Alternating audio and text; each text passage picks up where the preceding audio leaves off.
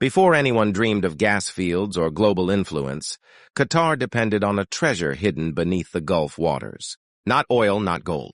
Pearls. And getting them was a gamble with death. Picture a coastline with no skyscrapers, no highways, no air conditioning. Just small wooden boats anchored offshore. Men scrambling aboard with nothing but sacks, ropes, and faith. When pearling season began, Qatar transformed. Villages emptied of men, leaving behind women and children who would not see their fathers, husbands, or sons for months. The ocean became both employer and executioner. The dive always began the same way. The diver wrapped a leather nose clip around his face, greased his body to protect his skin, and tied a thick stone to his foot. The stone was his elevator to the seabed. Then came the call. With one final breath, he plunged. The world turned silent, cold and dark. Fingers searched blindly through sharp coral for oysters while his lungs screamed for air. There was no oxygen tank to save him, no mask to guide him, only instinct and pain. When he surfaced, gasping and bleeding, there was no rest. The stone was reset, the rope was coiled, and down he went again. A single diver could make dozens of dives in a single day, each one stealing a little more strength than the last. The ocean did not care who lived or who did not. But here's the twist. The true danger of the pearling era wasn't just drowning or sharks, it was starvation. Qatar had almost no agriculture. The sea provided pearls, but pearls could not be eaten.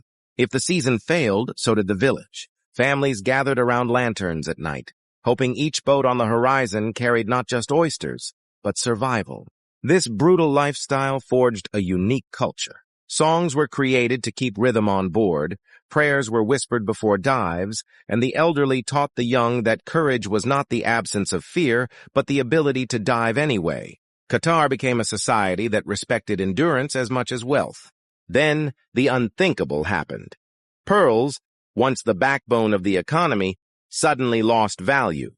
Japan learned how to cultivate them in controlled farms, flooding the global market with perfect pearls and collapsing Qatar's trade overnight. No one saw it coming.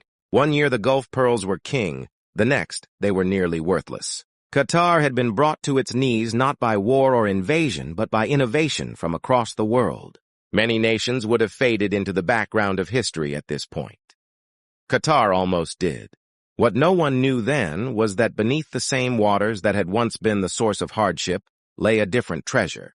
Reservoirs of natural gas so vast, they would one day make Qatar a global powerhouse. A nation shaped by suffering would soon be shaped by opportunity.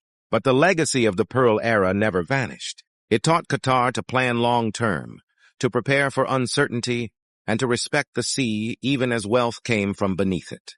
The skyscrapers, airlines, museums, and diplomacy you see today were not born from luxury.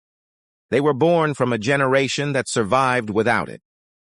If stories like this fascinate you, follow for more stories about how nations rise, adapt, and transform, and share this with someone who believes small beginnings can lead to extraordinary destinies.